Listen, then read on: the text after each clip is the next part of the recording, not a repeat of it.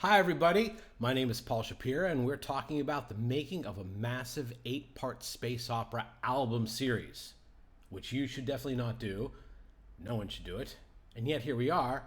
I will take the hit as your cautionary tale because it's only idiocy unless I pull it off. And I aim to pull it off. So let's begin at the beginning, because I personally have a huge rule of storytelling that I paid very close attention to, which is do not fuck up the beginning. Don't fuck up the beginning. Don't fuck it up. Do not fuck up the beginning. Do not fuck up the ending. Boom. And try really, really hard not to screw up the middle. So we will talk about the need and presence of a narrator next time, because technically the narrator, does sort of begin the tale, but I'm really considering today the beginning of the actual story, like the opening scene where the first bit of, real story occurs. And like I said, it's key.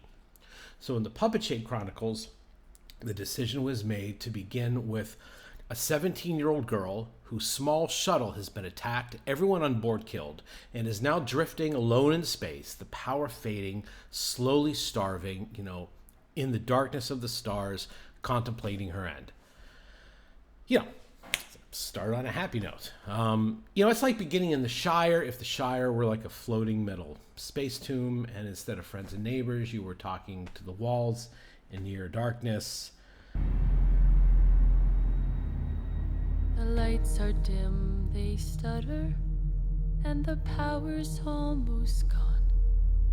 Just 4 bites a day I've eaten, but the food did not last long. And the cold descends uncaring as the shuttle floats away, slowly drifting out to nowhere, slowly swallowed up by space. So in a book, the scene would land one way, but in a musical, this scene actually allows us to have an intimate moment with, obviously the main or one of the main protagonists, have her sing a song so we can get to know her and her voice and, allow us to latch on to her before putting her in all the madness that will follow. So this 17-year-old girl's name is Jenna. Jenna, played by Abby Holmstrom, and Jenna normally lives in a large bioship that blasted off from Earth 300 years ago. And the backstory of this bioship, Xandoria, has actually been covered in great detail in past albums and stories, but the advantage of this right here opening is that you do not need any previous lore to jump right in. If you do have the lore, okay, you get like an extra little lift of excitement.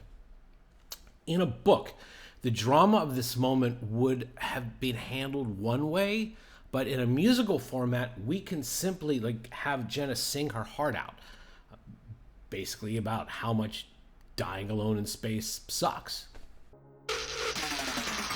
And my home is full of beauty, I can't bear to not go back. Sweet Xandoria, a bioship that flies into the black. It's alive with creatures, colors, all the life that grows within. And I cannot bear the thought I'll never see them all again.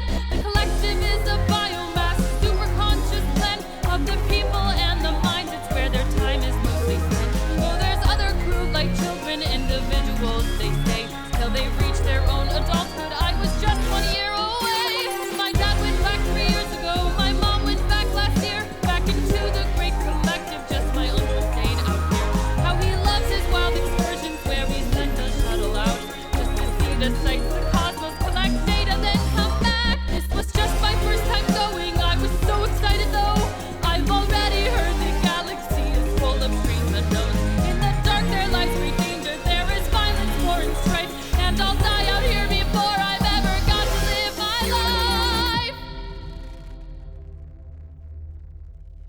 So Jenna is played by Abby Holmstrom. That's Abby Holmstrom and Abby Holmstrom.